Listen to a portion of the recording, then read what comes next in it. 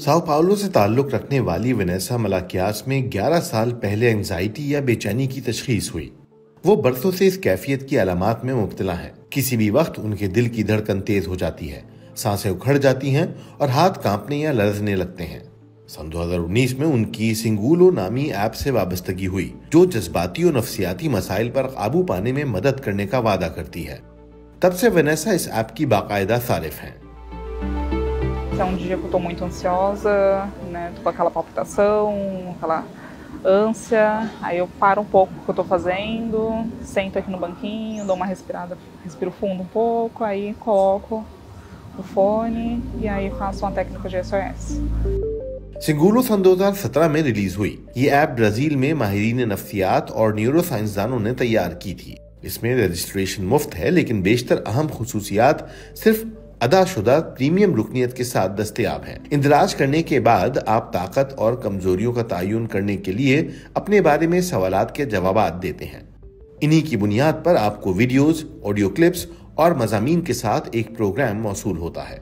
Estamos passando por alguns momentos de decisão e eu acho que o aplicativo me ajudou bastante, tipo, a me conhecer melhor, a tomar as decisões que eu realmente precisava tomar. Claro que não é nada milagroso, né? Não é algo que te vai te tirar daquela situação e fazer acontecer. Mas é uma direção. Eu acho que é bem bacana, te faz olhar para dentro.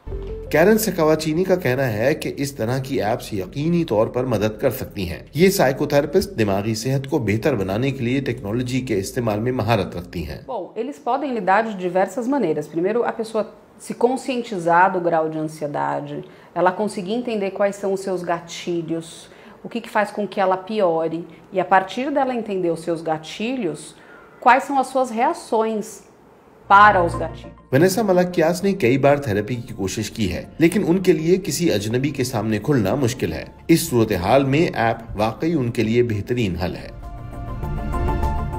सिंगुलो अब उनकी रोजमर्रा जिंदगी का हिस्सा है और अगरचे ऐप में मौजूद तमाम मशवरे उनके मुताबिक नहीं हैं, लेकिन 32 साल ये खातून अपने कुछ खौफ पर काबू पाने में कामयाब हो चुकी हैं। Alguns medos que eu tinha, tipo de conversar com meus familiares, por exemplo, foi um medo que eu fui aos poucos quebrando. Hoje eu consigo manter uma conversa bem melhor com os meus pais, que antes eu não conseguia fazer tanto.